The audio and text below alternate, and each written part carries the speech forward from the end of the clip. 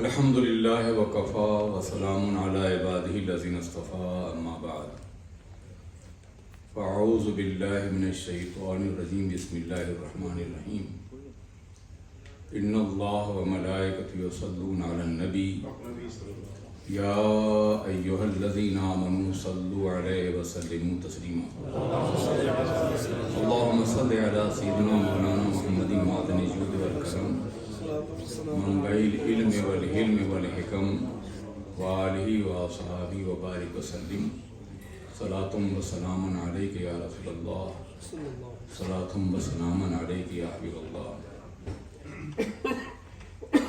مفتی اعظم امریکہ حضرت علامہ مفتی قمر حسن صاحب قبلہ، معمار قوم ملت حضرت علامہ مفتی صاحب حسین صاحب قبلہ، علماء ملت اسلامیہ، قابل احترام بزرگ اور دوستو، آئیے ہم اور آپ انتہائی احترام و عقیدت کے ساتھ اپنے اور ساری کائنات کے مرکز عقیدت آقائد و جہاں حضور رحمت عالم تاجدار مدینہ سرور کائنات محمد رسول اللہ صلی اللہ علیہ وسلم کی بارگاہ بے کس پناہ میں درود پاک کی نظریں پیش کر لیں۔ اللہم صلی علی سیدنا مولانا محمد معدن الجود والکرم وآلہ الکرام اجمعین۔ علامہ قمر حسن نے بات صحیح کہی ہے کہ مجھے اس عمر میں ریٹائرڈ ہو جانا چاہیے۔ بچے بھی کہتے ہیں، میرے احباب بھی کہتے ہیں، اب تھکن پاؤں کی زنجیر بنی جاتی ہے، راہ کا شوق یہ کہتا ہے کہ بڑھتے رہیے۔ ہمارا ایک کارواں چلا تھا، اس کارواں کے قائد علامہ ارشد القادری رحمۃ اللہ تعالی علیہ، قائد ملت علامہ شاہ درانی،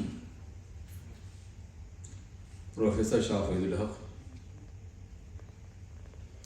ڈاکٹر غنی الطائی، ڈاکٹر بازیلیہ، ڈاکٹر فاطمی، علامہ شاہد اور میں، ہم نے ورلڈ اسلامک مشن کے لیے کام کرنے کا فیصلہ کیا تھا دنیا کے مختلف گوشوں اور علاقوں میں۔ اب صرف میں رہ گیا ہوں۔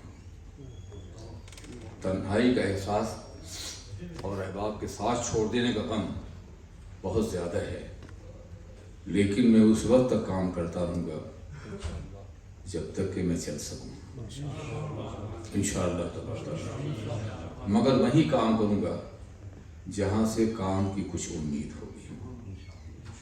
جلسہ کرنے کے لیے ہندوستان بہت بڑی جگہ ہے، پاکستان بھی، وہاں 5-5 لاکھ افراد، 500,000 افراد میرے جلسوں میں آتے ہیں۔ نعرہ تکبیر، نعرہ رسالت، حضور مفکر اسلام۔ تو جلسے کے لیے وہ بہت اچھی جگہ ہے، جلسوں کے لیے مجھے یہاں آنا کوئی مفید نہیں ہے، مگر ہندوستان میں علماء نے کام کیا ہے، سینکڑوں ادارے ہیں، درسگاہیں ہیں، امریکہ اور یورپ وغیرہ میں کام نہیں ہوا ہے، اور یہاں ہماری نسلیں گمراہ ہو رہی ہیں، ہمارے بچے غلط راہ پہ پڑ رہے ہیں، اسلام ہمارے دنوں سے، بچوں کے دلوں سے نکلتا جا رہا ہے، ایتھیزم، الحاد، بے دینی، مغربیت، عیاشی، بدکرداری بچوں کا کیریکٹر بن رہی ہے۔ ان حالات میں یا تو لوگ آئے نہ ہوتے، اور اگر آ گئے ہیں تو کچھ کر کے دکھانا ہوگا، چنانچہ میں اس وقت تک آتا رہوں گا جب تک مجھے تھوڑی سی امید ہے کہ آپ کچھ کریں گے، لیکن جب یہ امید مایوسی میں بدل جائے گی تو زندگی کے جو اوقات بچے ہیں وہ کہیں اور خرچ کرنے کی کوشش کروں گا، زندگی وقت ضائع کرنے کے لیے نہیں ہے۔ میں نے اپنے اکابر کو دیکھا ہے، ہمارے ساتھی موجود ہیں علماء، الجامعۃ الاشرفیہ کا سنگ بنیاد رکھا گیا یونیورسٹی کا، اور آقائے نعمت حضور مفتی اعظم حضور حافظ ملت علیہ رحمہ بڑھاپے میں چندے کے نکلے، میری ہی جیسی عمر تھی ان کی۔ بمبئی میں شمس اللہ قلیمی کے گھر پر انہوں نے قیام فرمایا، بمشکل 10x10 کا ایک کمرہ تھا جس میں ان کا بیڈ پڑا ہوا تھا، نیچے میں اور مفتی منان صاحب قبلہ سوتے تھے۔ ایک روز میں نے محسوس کیا کہ حضرت کو بہت شدید بخار ہے، یعنی قریب جانے سے حدت محسوس ہوتی تھی، تو میں نے کہا حضور آج آپ نہ جائیں باہر، آپ کو بخار ہے. تو فرمایا کہ زمین کے اوپر کام ہے، زمین کے نیچے آرام ہے. کیا جملہ ہے سر. یہ جملہ آج تاریخ بن چکا ہے ان کی حیات طیبہ کا، لیکن کہاں کہا اور کب کہا وہ ہمیں معلوم ہے. جب ہمارے اکابر نے اتنی محنت اور مشقت کے ساتھ کام کیا ہے تو ہمیں بھی ان کے نقش قدم پر کچھ تو کرنا چاہیے. مجھے یاد ہے مولانا قمر حسن صاحب کے آپ کے عظیم استاد جن پہ لکھا ہے آپ نے، حضرت مولانا عبدالروف صاحب رحمۃ اللہ تعالی نائب شیخ الحدیث، وہ لکھنؤ گئے. میں ان سے ملنے گیا، نوجوان تھا، 16-17 سال عمر تھی. میں نے بڑے جذباتی انداز سے گفتگو کی. وہ یہ کر رہے ہیں، وہ یہ کر رہے ہیں، وہ لوگ یہ کر رہے ہیں، وہ لوگ یہ کر رہے ہیں، ندوے کے سامنے رکھتے ہوئے ہم کچھ نہیں کر رہے ہیں. حضرت میری جذباتی گفتگو 1 گھنٹہ سنتے رہے. اگر دوسرا ہوتا تو ڈانٹ دیتا، بھگا دیتا. میں شاگرد تھا ان کا، لیکن بہت ہی اطمینان سنا. انہوں نے کہا کہ میاں ہم نے آپ کو تیار کر دیا ہے، اب آپ کر کے دکھائیے. افسوس یہ ہے کہ ان کی جو خواہش تھی وہ آج بھی میں پوری نہیں کر سکا. یہ صحیح ہے کہ دنیا کے مختلف علاقوں میں ادارے قائم کیے، اور یہ صحیح ہے کہ وہ تنظیمیں جو دعویٰ کرتی ہیں کہ ہمارے پاس بہت عمارتیں ہیں، کام ہے، ہمارے پاس اس سے کم نہیں ہے، مگر اس کے باوجود ابھی دل کو تسکین نہیں ہے. ہیوسٹن میں میں 1936 سے آ رہا ہوں، یہاں جتنا کام ہونا چاہیے تھا اتنا کام نہیں ہوا ہے. اگر آپ نے مجھے مایوس کیا تو میں بلا تکلف عرض کر رہا ہوں کہ میں اپنا یہ وقت جو زندگی کا باقی ہے کہیں اور دوں گا، اور اگر نہیں تو آپ کو یہاں میری مرضی اور اپنی مرضی کام کرنا ہوگا. یہ بالکل واضح طور پر عرض کر رہا ہوں، اس میں کوئی رعایت نہیں ہے، نہ آپ کی نہ میری. آپ اچھی طرح جانتے ہیں شروع سے لے کے آج تک کہ میں اپنے کسی ذاتی فائدے کے لیے یہاں کبھی نہیں آیا. کوئی ذاتی فائدہ نہیں. میں ہمیشہ دین کے لیے آیا. کرایہ آپ نے دے دیا تو ٹھیک ہے، کچھ نظر ورن ہوگی، کبھی کبھی نہیں. ان حالات میں اگر آپ نے کام نہیں کیا تو وقت کو ضائع کرنا دراصل یہ زندگی کے ساتھ بغاوت اور انحراف ہے. مجھے 2 موضوعات دیے گئے تھے.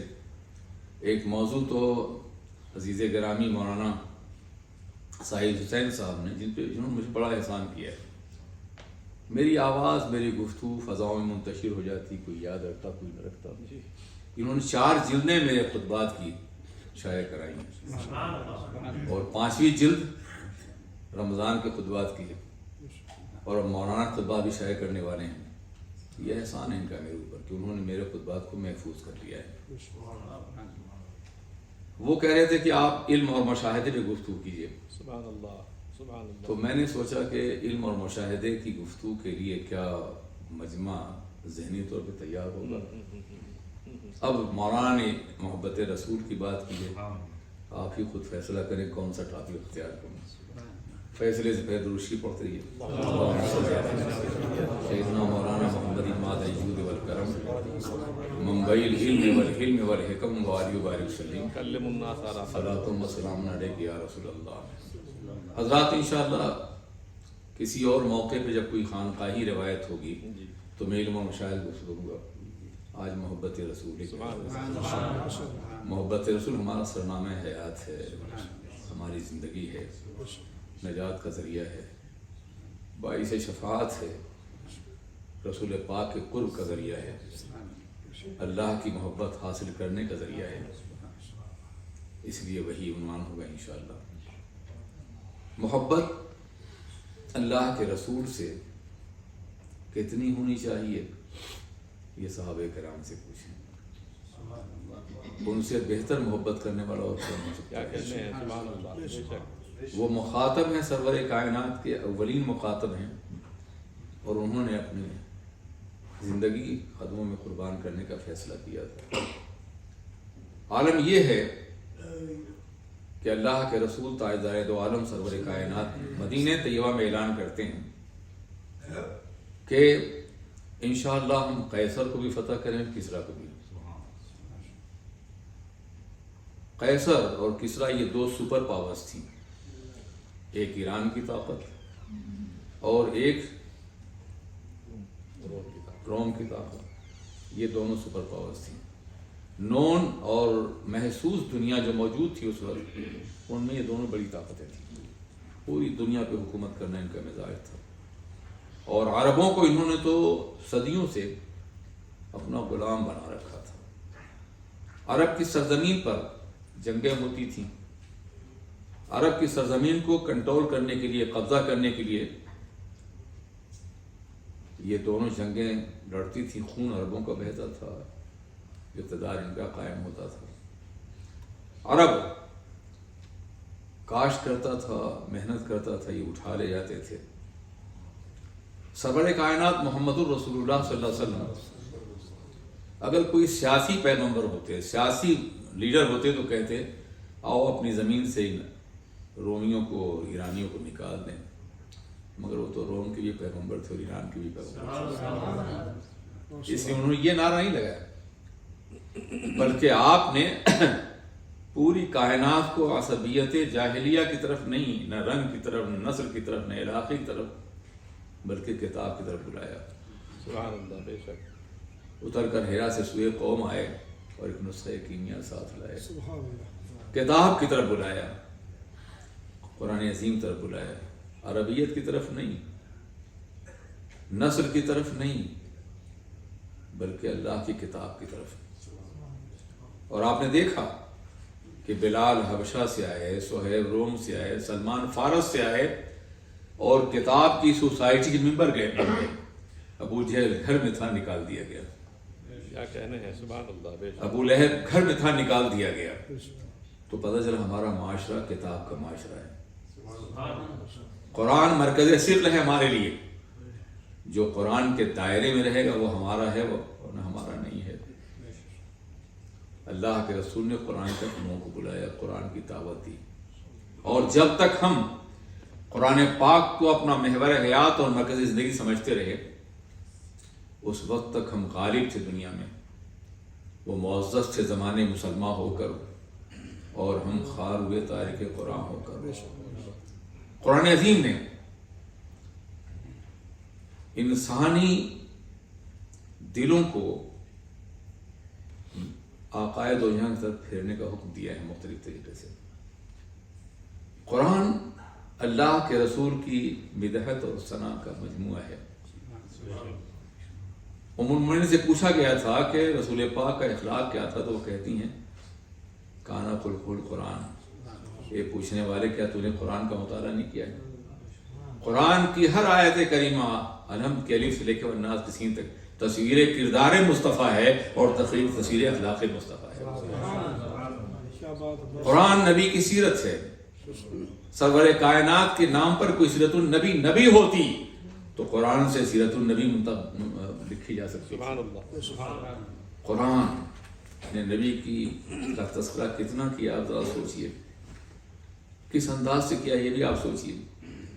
انہیں یا ایھا المزمل، یا ایھا المدثر، طٰہٰ، یاسین والضحیٰ واللیل کے مقدس لقب سے یاد کیا ہے۔ ایک آیت کریمہ میں اتنی صفات شمار کرا دی ہیں کہ صرف اس کی تشریح کی جائے تو ایک زندگی چاہیے۔ اِنَّا أَرْسَلْنَاكَ شَاهِدًا وَبَشِيرًا وَنَذِيرًا وَدَاعِيًا إِلَى اللَّهِ بِإِذْنِهِ وَسِرَاجًا مُنِيرًا۔ ہم نے آپ کو شاہد، مبشر، نذیر، داعی اللہ اور سراج منیر بنا کے بھیجا۔ یہ نعت کون پڑھ رہا ہے؟ یہ ذکر کون کر رہا ہے؟ محمد کا خالق کر رہا ہے، رب العالمین کر رہا ہے۔ جب وہ سرور کائنات کی ہم مدح کر رہا ہے تو ہماری زندگی بھی مدح مصطفیٰ میں غرق ہونی چاہیے۔ ہم کبھی نعت پڑھ لیتے ہیں، خوش ہو جاتے ہیں کہ ہم نے ذکر کر لیا، یہ نہیں۔ ذکر کا بہترین طریقہ یہ ہے کہ آقائے دو جہاں کی زیر طیبہ کو اپنے وجود پر طاری کر لیا جائے، ہماری حیات مکمل طور پہ ان کے نقش قدم کو بوسہ دیتی ہوئی آگے بڑھے، ان کے نقش قدم کی اتباع کرے، جیسے وہ آرام فرماتے تھے ہم ویسے آرام کریں، جیسے وہ چلتے تھے ویسے ہم چلیں، جیسے وہ بولتے تھے ویسے ہم بولیں، جس طرح وہ کھاتے تھے ویسے ہم کھائیں، ان کی مکمل اداؤں کی اتباع کریں۔ یہ محبت کا بھی تقاضا ہے اور قرآن عظیم کا بھی۔ اب آپ ذرا سوچیں کہ پیغمبر اعظم کی زندگی تو قرآن ہے ہی، مگر ان سے متعلق چیزیں، ان کا تذکرہ قرآن پاک نے کس طرح سے کیا ہے۔ آپ ذرا سوچیے، اللہ کے رسول جس شہر میں پیدا ہوئے ہیں، اللہ اس کی قسم یاد فرما رہا ہے۔ جس شہر میں سرکار تشریف فرما ہے، چلتے پھرتے ہیں، بس تین ہے، بس زیتون و طور سینین و حاضر بلد الامین، تین کی قسم، زیتون کی قسم، طور سینا کی قسم، اور اس بلد امین کی قسم۔ نبی امین کا شہر، امین پیغمبر کا شہر، بلد امین، اس کی قسم اللہ نے کیوں یاد فرمائی؟ سرکار جل وغیرہ ہیں اور چلتے پھرتے ہیں وہاں۔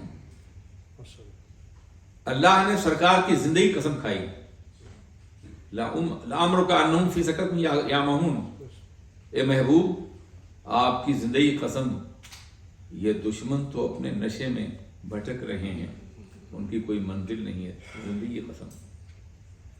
اس طرح سے بہت سی قسمیں ہیں جو سرور کائنات کی مقدس ذات سے متعلق ہیں۔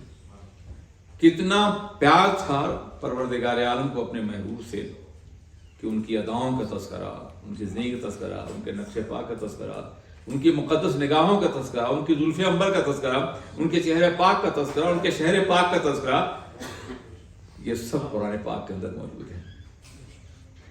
جب اللہ اپنے محبوب کا اتنا تذکرہ کرتا ہے تو قرآن پڑھنے والے کی ذمہ داری بھی ہے کہ وہ اپنے محبوب سرکار سے محبت کریں۔ عجیب بات ہے کہ قرآن پاک پڑھنے کا دعویٰ کرنے والے پورا قرآن پاک پڑھتے ہیں اور نبی سے محبت چھو کے نہیں ان کے قریب جاتی ہے۔ کیا یہ آیتوں کی نظر نہیں گزرتی ہوں گی؟ کیا ان باتوں کی تلاوت نہیں کرتے ہوں گے؟ ایک بات اور بھی دیکھیں، پورے قرآن پاک میں مفتی صاحب اللہ موجود ہیں، تصدیق کروا لیجئے گا کہ جب خدا کے بارے میں کسی نے کچھ کہا تو سرکار نے جواب دیا، اور جب سرکار کے بارے میں کہا تو سرکار خاموش خدا نے جواب دیا۔ الزام نبی پہ عائد کیا جا رہا ہے، جواب خدا دے رہا ہے۔ جب خدا کا انکار کیا گیا تو حضور جواب دے رہے ہیں، جب خدا کی نفی کی گئی تو حضور جواب دے رہے ہیں، اور جب سرکار کو شاعر کہا گیا تو قرآن کہتا ہے کہ وہ شاعر نہیں ہے۔ جب سرکار کو مجنون کہا گیا تو قرآن کہتا ہے کہ وہ مجنون نہیں ہے۔ جب سرکار دو عالم صلی اللہ علیہ وسلم کو ساحر کہا گیا تو قرآن کہتا ہے ان کا فرمان قول ساحر نہیں ہے۔ الزام لوگ عائد کر رہے ہیں، جواب عرش عظیم سے آ رہا ہے، جواب قرآن بنتا جا رہا ہے۔ اس سے آپ نبی پاک کی عظمت کا احساس کر سکتے ہیں۔ سبحان اللہ۔ یہاں ایک مسئلہ حل کرتا جاؤں میں، سبحان اللہ۔ گستاخی کی انتہا یہ ہو گئی ہے، وہ گستاخ طبقہ جو نبی کی زندگی میں ہمیشہ کمیاں تلاش کرتا ہے، کمزوری تلاش کرتا ہے، اس طبقے نے ہمیشہ یہ کہا ہے کہ اگر نبی کو علم غیب ہوتا تو جناب عائشہ پہ الزام لگایا تھا صفائی دے دیتے، کیوں صفائی نہیں دی؟ ذرا سوچئے، کس قدر لرزا دینے والی بات ہے کہ میری ماں پہ کوئی جھوٹا الزام عائد کرے تو میں اسے پبلک بیان کروں، میں لوگوں کے سامنے اس کا تذکرہ کروں۔ ہر بدعقیدہ اس بات کو کرتا ہے، ہر بات اس کو پیش کر۔ جب علم غیب کی بات آئے گی، علم غیب ہوتا تو ام المؤمنین پہ الزام تھا، وہ جواب دے دیتے۔ میں بتاؤں جواب کیوں نہیں دیا انہوں نے؟ جواب تو دیا ہے، میں ان کے بارے میں خیر کے علاوہ کچھ نہیں جانا۔ سبحان اللہ۔ صحابہ کرام نے بھی بات کہی ہے، سبحان اللہ۔ لیکن اگر وہ برہنہ جواب دیتے تو منافقین کہتے کہ جب دوسروں کی بات آئی تھی تو سزا کی بات ہے، اپنے گھر کی بات ہے تو خود ہی جواب دے رہے ہیں۔ ایک تو یہ بات ہوتی، اور دوسری بات یہ ہوتی ہے کہ رسول پاک جانتے تھے کہ مجھ پہ ہر لگائے ہوئے الزام کا جواب عرش سے آتا ہے، تو اس کا جواب بھی خدا ہی عطا فرمائے گا۔ نعرہ تکبیر، نعرہ رسالت۔ اس کا جو انتظار کر رہے تھے کہ مجھے مجنون کہا گیا، مجھے دیوانہ کہا گیا، مجھے شاعر کہا گیا، مجھے ساحر کہا گیا، جواب قرآن عظیم میں دیا گیا ہے، تو قرآن عظیم ہی میری شریک زندگی کی عفت اور آبرو کا اعلان فرمائے گا، اور یہی ہوا۔ اور تیسری وجہ یہ ہے کہ حضور فرماتے تو حدیث بنتی، قرآن ہے تو قرآن بن گیا ہے، قرآن نے جواب دیا، قرآن نے حدیث کو ضعیف کہہ کہ یہ ظالم، پھر الزام لگاتے، مگر قرآن پاک کو ضعیف کہنے کی ضرورت ان کے اندر نہیں ہے، اور ان کا مرتبہ اتنا بلند ہوا کہ ان کی طہارت کا تذکرہ عرش عظیم سے اترا، قرآن عظیم اترا، مگر یہ کہہ دیتے ہیں۔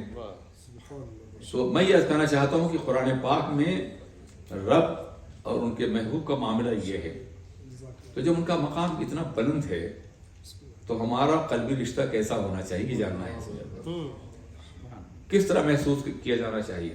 میرے بھائی، اللہ کے رسول نے مدینہ طیبہ میں جب کہ اپنے صحابہ کے ساتھ گئے ہیں، کوئی گھر نہیں ہے صحابہ کا، سرمایہ نہیں ہے، سب کچھ لٹ گیا ہے، چھوڑ گئے ہیں، صحابہ کرام کو انصار کے حوالے کر دیتے ہیں۔ ان حالات میں آقا فرماتے ہیں کہ ہم قیصر و کسریٰ کو شکست دیں گے، تو مکہ کافروں نے سوچا چند سالوں کے اندر، غالباً یہ غزوہ خندق کا معاملہ ہے، چند سالوں کے اندر کتنی طاقت جمع ہوگی ان کے پاس کہ وہ قیصر و کسریٰ کو شکست دیں گے، شاید بڑی دولت ہو گئی ہو، بڑا سرمایہ ہوگا، بہت بڑی فوج ہو گئی ہو، بڑے وسائل ہو گئے ہوں۔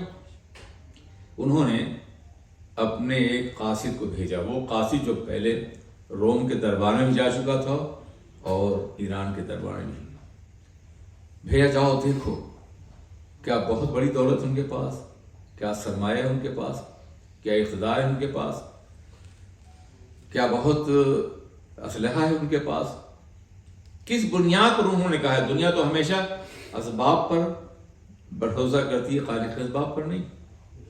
وہ آئے، مسجد نبی سے اذان کی آواز آ رہی تھی، لوگ دیوانہ وار دوڑے ہوئے آ رہے تھے، اللہ کا منادی آواز دے رہا تھا، اللہ کی طرف سے پکارنے والا آواز دے رہا تھا، اللہ اکبر اللہ اکبر، لاہوتی نغمہ بربط روح پہ چھڑا تھا اور ہر دل مضطرب ہو رہا، سب بھاگے آ رہے تھے، ایک آدمی گھر پہ نہیں رہ گیا۔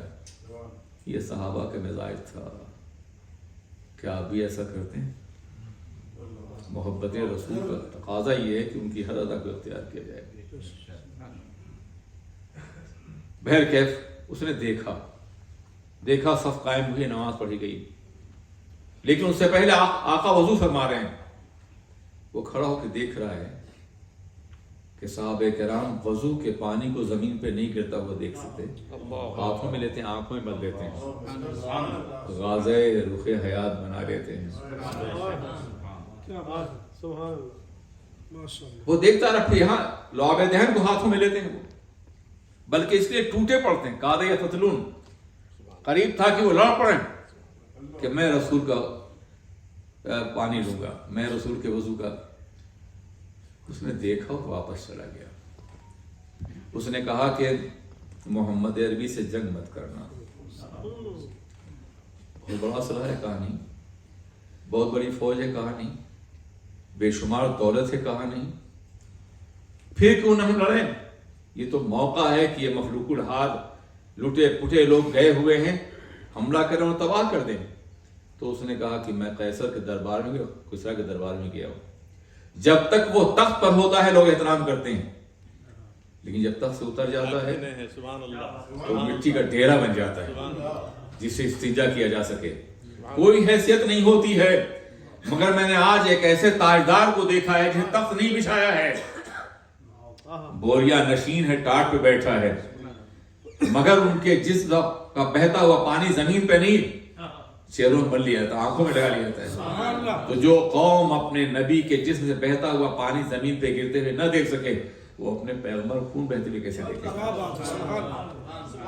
سرور کائنات نے ایسی محبت پیدا کر دی ہے ایسی دیوانگی پیدا کر دی ہے کہ اس کا جواب نہیں. یاد رکھو دنیا دانشوروں سے لڑ سکتی ہے، عقل والوں سے لڑ سکتی ہے، مگر دیوانوں سے نہیں. دیوانگان عشق محمد کو دیکھ کر گھبرا گئی ہے گردش دورہ کبھی کبھی، گردن میں ہار ڈالے ہیں ماہ و نجوم نے، گزرا ہے ان حدوں سے مسلمان کبھی کبھی. نبی کی دیوانگی یہ پیش آیا تھا واقع مدینے میں.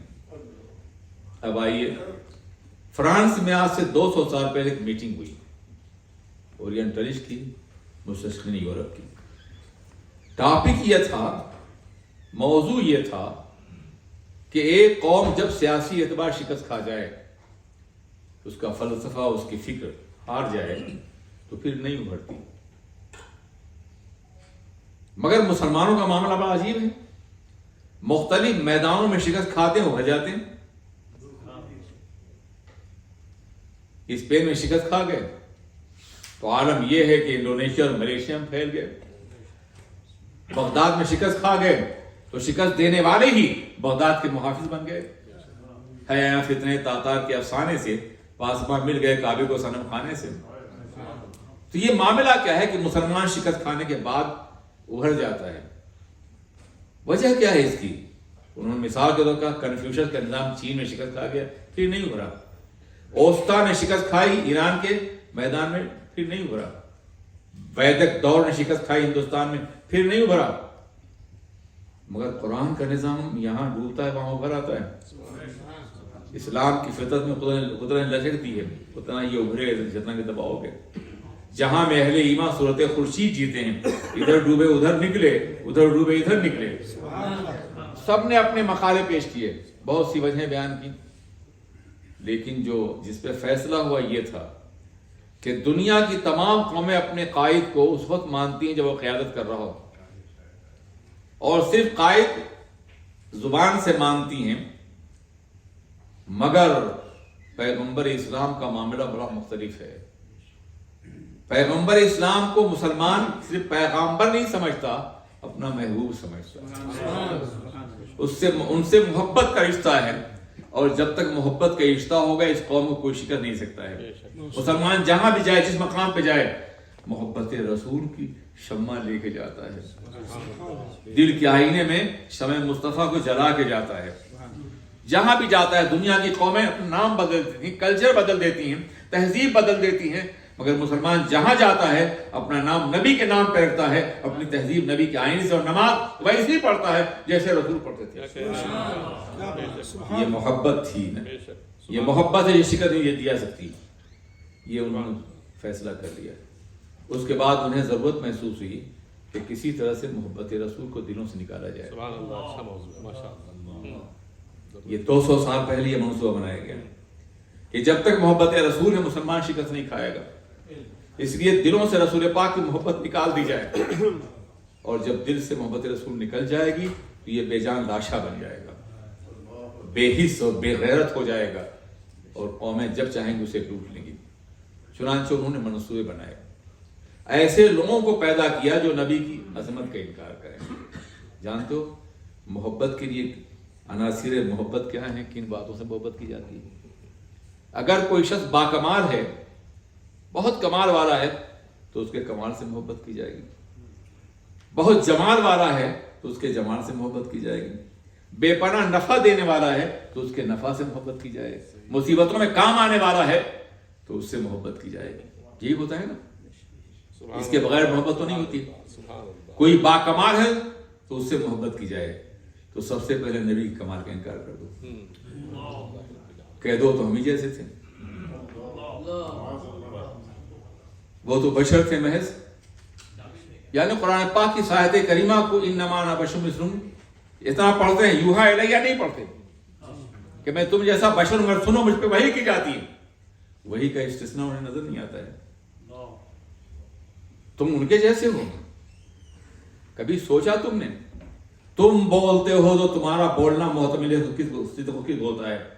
نبی بولتے ہیں تو قانون زندگی بولتے ہیں، دستور حیات بولتے ہیں، ان کا ہر جملہ قانون کی زلفیں سنوارتا ہے. تم چلتے ہو، تمہارا چلنا ٹھوکروں کی طرف میں آ جاتا ہے، وہ چلتے ہیں زندگی کی راہیں سنورتی ہیں. آئینے زندگی نکھرتا ہوا نظر آتا ہے. تم دیکھتے ہو تو دیوار تک دیکھتے ہو، وہ نظر اٹھائیں تو عرش عظیم دیکھ لیتے ہیں. وہ سو جائیں تو معراج منامی، وہ جاگیں تو خدا سے ہم کلامی. اس لیے تم ان کے جیسے ہو. مگر عام کیا گیا. آج بھی وہ گمراہ طبقہ جہاں بھی موجود ہے اپنے بچوں کو بھیجتے ان کے یہاں پڑھنے کے لیے. وہی کہتا وہ تو بشر تھے، آدمی تھے ہماری طرح سے.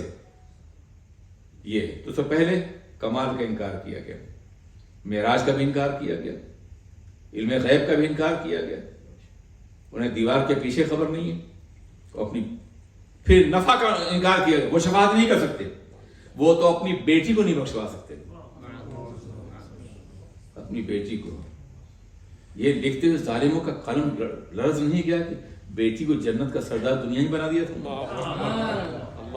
یہ حدیث نہیں گزری تھی کہ فاطمہ جنت کی عورتوں کے سردار ہیں، حسن اور حسین جنت کے جوانوں کے سردار ہیں، جنہوں نے جنت دنیا ہی بانٹ دی تھی اہل بیت میں. ان کے بارے میں کہتے اپنی بیٹی کو بخشوا نہیں سکتے. جنہوں نے غیب کی خبریں دی ہیں، عرش عظیم کی، لوح و قلم کی، ان کو دیوار کے پیچھے خبر نہیں. یہ باتیں پھیلائی گئی، بچوں کے ذہن میں ڈالی گئی تاکہ محبت رسول نکل جائے. کمال کا بھی انکار کیا اور علم کا بھی انکار کیا، یہ بھی کمال کا حصہ ہے. اور شفاعت کا انکار کیا. ہماری امید یہ ہے کہ ہم گنہگار ضرور ہیں لیکن نبی کی شفاعت ہم کو ملے گی. نہ تقویٰ پر، نہ طاعت پر، نہ زہد و اتقاء پر ہے. ہمارا ناز جو کچھ ہے محمد مصطفیٰ پر ہے. کہا وہ شفاعت نہیں، وہ تو بیٹی کو نہیں بخشوا سکتے، وہ شفاعت نہیں کریں گے، انکار کر دیا. تو کمال کا بھی انکار، فائدے کا بھی انکار، ہمدردی اور تعاون کا بھی انکار، اور جمال مبارک کا بھی انکار. ایک ایسا چہرہ کہ جس کے جیسا چہرہ کائنات میں نہ کبھی ہوا ہے نہ کبھی ہو سکے گا. رخ مصطفیٰ ہے وہ آئینہ کہ اب ایسا دوسرا آئینہ نہ ہماری چشم خیال میں، نہ دکان آئینہ ساز میں. اللہ نے انہیں بنایا اور دکان بڑھا دی، تم جیسا پھر نہیں بنائیں گے ہم. ان کے کمال کا بھی انکار. یہ سارا انکار کیوں ہوا ہے اور آج تک کیوں پڑھایا جاتا ہے؟ جنہوں نے تاکہ رسول پاک کی محبت دل سے نکل جائے. اور ڈاکٹر اقبال نے اس کو بہت پہلے محسوس کر لیا تھا، اپنے دور میں محسوس کیا تھا کہ محبت رسول نکل گئی تو انسان ختم ہو جائے مسلمان. اس نے کہا تھا یہ فاقہ کش کہ موت سے ڈرتا نہیں ذرا، یہ فاقہ کش کہ موت سے ڈرتا نہیں ذرا، روح محمد اس کے بدن سے نکالا. روح محمد سرکار کی محبت. فکر عرب کو دے کے عجم کے تخیلات یا کچھ اور ہوگا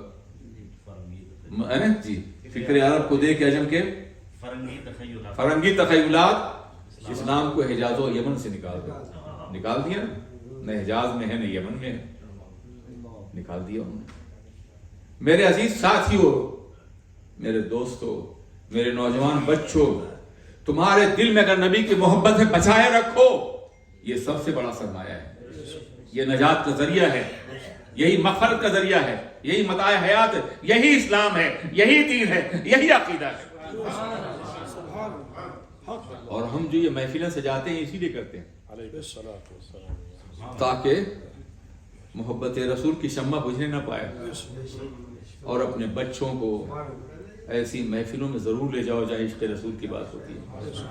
خدا را میری خواہش یہ ہے، بلکہ میری وصیت یہ ہے کہ اپنے بچوں کو وہاں لے جاؤ جہاں محبت رسول کی بات ہو. اس لیے کہ یہ دل ایک مکان ہے، اس مکان میں محبت رسول کو بسا دو گے تو شیطان نہیں آئے گا، لیکن اگر خالی رہا تو کوئی بھی شیطانہ گھر کرے گا.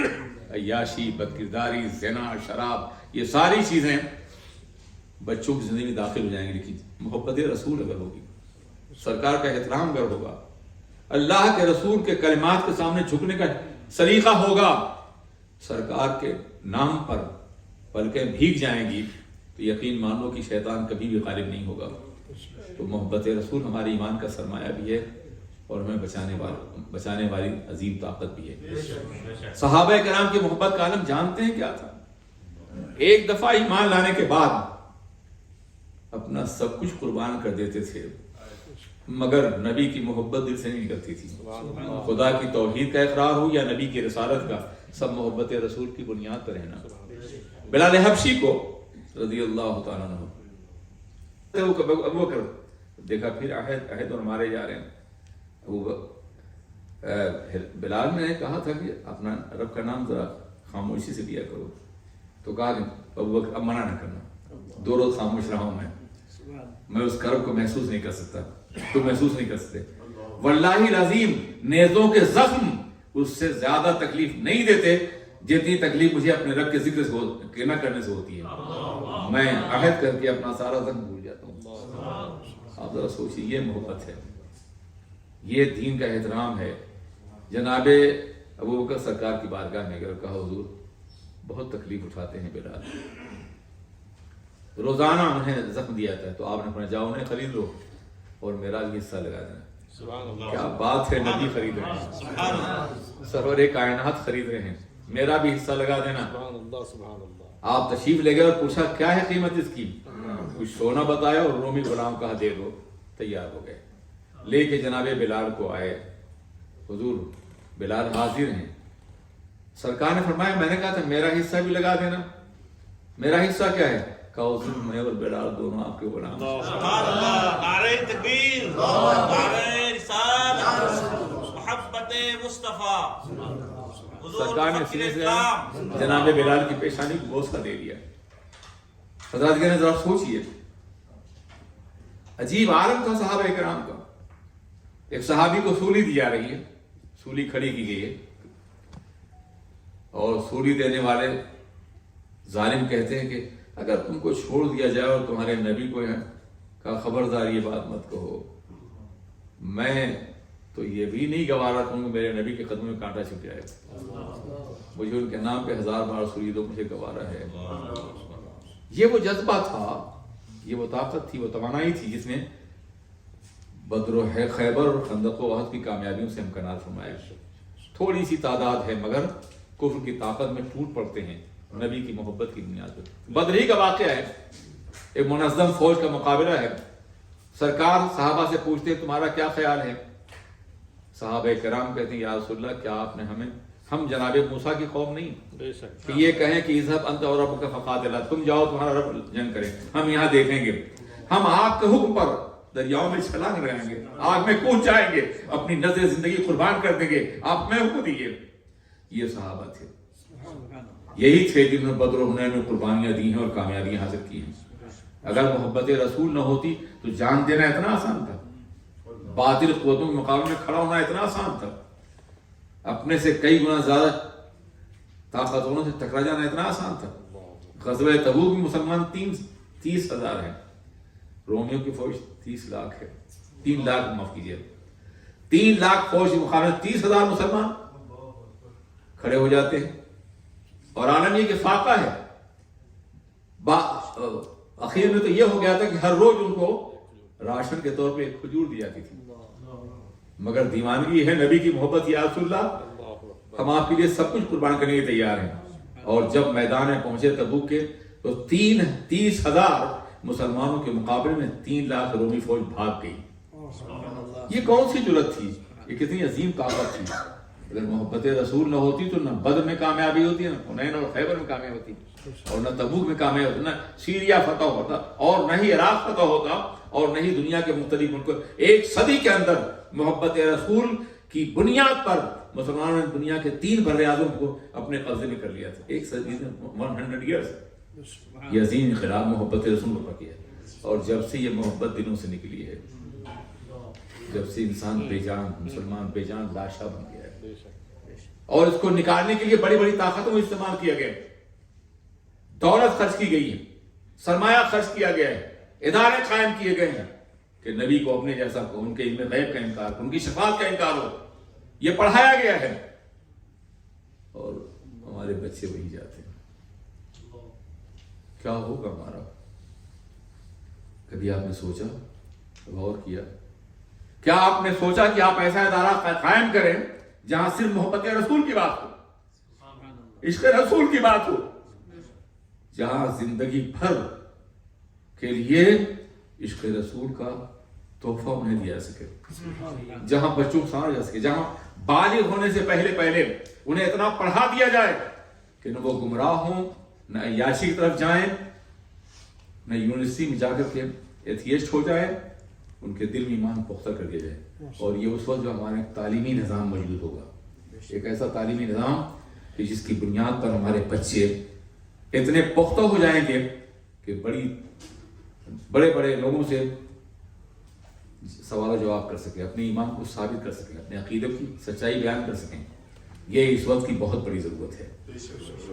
اگر اس ضرورت کو آپ نے پورا نہیں کیا تو سب کچھ لوز کر جائیں گے۔ آپ سے میرا بچہ قرآن پڑھ رہا ہے تو قرآن کے ساتھ صحابہ قرآن سے نفرت بھی کرے گا وہ۔ میرا بچہ حافظ بن رہا ہے تو نبی کی محبت کی شمع بجھی ہوگی دل میں کے اندر۔ یہ صورتحال انتہائی خطرناک ہے۔ باطل قوتوں نے اپنی پوری توانائی صرف کر رکھی ہے کہ مسلمانوں کے بچوں کے دلوں سے محبت رسول نکال۔ یہ کیا ہے؟ میلاد نہ کرو، بدعت ہے۔ کیوں روکتے ہیں اس سے؟ اسی کی میلاد سے محبت رسول پیدا ہو۔ میں جب پہلی بار آیا تھا، مارفانی بھائی اس کے قائل ہوں گے، گواہ ہوں گے، اور جب میرے جلسے کا اہتمام کیا گیا تو انہوں نے کہا تھا تو ناچ گانا ہوگا، ناچ گانا کہا تھا۔ میں رو پڑا تھا کہ یا اللہ، میرے نبی کی کہ ذکر کو ناچ گانا کہتے ہیں، اور ایسی تقریر ہوئی کہ پورا مجمع رو رہا تھا۔ اور میں نے کہا کہ یہ ناچ گانا پسند ہو تو فلاں فلاں گھروں یہ ناچ گانا ہوگا، چلو آؤ۔ وہ بنیاد تھی یہاں اہل سنت کے وجود کے اور قائم کرنے کی۔ تو یہ سب کیوں ہو رہا ہے؟ تاکہ کوئی ایسا کام نہ ہونے پائے جس کے ذریعے سے دلوں میں محبت رسول پیدا ہونے پائے۔ محبت رسول کی بات کہتے ہو، سنو، وقت ہوتا تو میں روایات کا انبار لگا دیتا، اتنا عظیم ٹاپک ہے، مگر میں خوش ہوں، موجود ہوں کہ مولانا قمر حسن صاحب ہیں، حضرت مولانا صاحب ہیں، دوسرے افراد ہیں، یہ آپ کو سناتے رہیں گے۔ ہرقل روم کے تاجدار نے ایک مسلمان قیدی کو گرفتار کیا اور اس سے کہا کہ تم جس نبی کلمہ پڑھتے ہو اس نے تم کو اچھا لباس بھی نہیں دیا، اچھی تلوار بھی نہیں دی، تم فاقہ کرتے ہوئے نظر آتے ہو، جناب عیسیٰ کلمہ پڑھ لو، میں تمہیں ایک ملک کی گورنرشپ دے دوں گا، گورنر بنا دوں گا۔ تو مسلمان مسکرایا، مجاہد مسکرایا، کہا سنو، بکا وہ کرتا ہے جو کہیں بک نہ چکا ہو۔ میں بازار مدینہ بک چکا ہوں اور دنیا کی کوئی طاقت مجھے خرید نہیں سکتی ہے۔ جب تک بکے نہ تھے تو کوئی پوچھتا نہ تھا، تم نے خرید کر ہمیں انمول کر دیا۔ ٹھیک ہے، بکنے کے لیے تیار نہیں تو مرنے کے لیے تیار ہو جاؤ۔ ننگی تلوار اس نے کھینچ لی، موت کی بات آئی تھی، صدیق کا چہرہ مسکرا اٹھا۔ اس نے کہا، انہوں نے کہا ٹھیک ہے میں حاضر ہوں، بس اتنا موقع دو۔ بلکہ ایک جملہ اور بھی کہا تھا کہ تم کہتے ہو کہ میں تمہاری مملکت کے بدلے میں اسلام چھوڑ دوں، مگر سنو، اگر تم اپنی پوری حکومت مجھے دے دو اور یہ تخت بھی دے دو اور مجھ سے یہ کہو کہ نماز فجر میں جب مؤذن یہ کہتا ہے اشہد ان محمد رسول اللہ تو یہ میں نہ سنوں تو اس کلمے کی لذت پہ تمہاری طاقت کو ٹھوکر ماروں۔ نعرہ تکبیر، نعرہ رسالت۔ اس نے اشہد ان محمد رسول اللہ کا انتخاب کیا، کہ آپ خود غور کر سکیں۔ ٹھیک ہے، تلوار بلند ہو گئی، کہا مجھے اتنا موقع دو کہ میں اپنے رب کا سجدہ کر لوں۔ کر لو سجدہ۔ انہوں نے سجدے میں سر رکھا۔ آج کا سجدہ بڑا حسین تھا، موت و حیات کی سرحد پر تھا۔ جس کی بارگاہ میں سجدہ کرنے جا رہے تھے اس کے دیدار کا لمحہ آنے والا تھا۔ بہت سجدہ حسین تھا، اتنا سجدہ حسین تھا کہ وہ سر قیامت تک نہ اٹھتا۔ زندگی بھر کہتے رہے ہوں گے کبھی یہ حقیقت منتظر نظر لباس مجاز میں کہ ہزاروں سجدے تڑپ رہے ہیں میری جبین نیاز میں، مگر وہ جبین نیاز اب اس بارگاہ میں جھکی ہوئی ہے کہ تھوڑی دیر کے بعد اپنے رب کی زیارت ہونے والی ہے۔ کتنا حسین سجدہ رہا ہوگا۔ سر اٹھاتے ہیں، کہتے ہیں آج نماز میں اتنا مزہ آ رہا تھا کہ قیامت تک سر نہ اٹھاتا، مگر اس لیے میں نے اٹھایا کہ تم سمجھو گے کہ شاید مومن موت سے ڈرتا ہے، اس لیے سجدہ لمبا کر دیا۔ موت کو نبی کے نام پہ گلے لگانے والے صحابہ کرام ہیں، مجاہدین ملت اسلامیہ ہیں، تاریخ کے عظیم ہیں، زمائے تاریخ ہیں، جنہوں نے اسلام ہم تک منتقل کیا ہے۔ اتنی آسانی سے نہیں پہنچا ہے، ہزاروں کربلاؤں سے گزر کے، ہزاروں شہداء سے گزر کے، ہزاروں کٹی ہوئی گردنوں سے گزر کے اسلام ہم تک پہنچا ہے، اور ہم اس کے لیے وقت دینے کے لیے تیار نہیں، سرمایہ خرچ کے لیے تیار نہیں ہیں۔ کیا جواب دیں گے ہم خدا کی بارگاہ میں ان شہداء کو جنہوں نے ہم تک دین پہنچانے کے لیے اپنا کلیجہ چبوایا ہے، اپنا سب کچھ قربان کیا ہے؟ ملنا ہے نا ان سے۔ جناب امیر حمزہ سے رضی اللہ سید الشہداء سے۔ شہید کیا ہوتا ہے؟ محرم آنے والا ہے، علامہ اور بیان کریں گے آپ کو۔ لفظ شہید کا مفہوم بتا دوں میں تھوڑی دیر کے لیے۔ شہید کے معنی ہوتے ہیں گواہ کے، شہید کے معنی ہوتے ہیں حاضر کے، شہید کے معنی ہوتے ہیں مشاہدہ کرنے والے کے۔ گواہ، حاضر، مشاہدہ کرنے والا، دیکھنے والا۔ سوال ہی پیدا، جس کی گردن کٹ رہی ہو وہ کہاں حاضر ہو رہا ہے؟ کسے دیکھ رہا ہے؟ کس بات کا گواہ ہے؟ نہ وہ گواہی دے سکتا ہے، نہ حاضر ہو سکتا ہے، نہ مشاہدہ کر سکتا ہے، اور اس کو شہید کہتے ہیں۔ حقیقت میں دیکھنے والا وہی ہے۔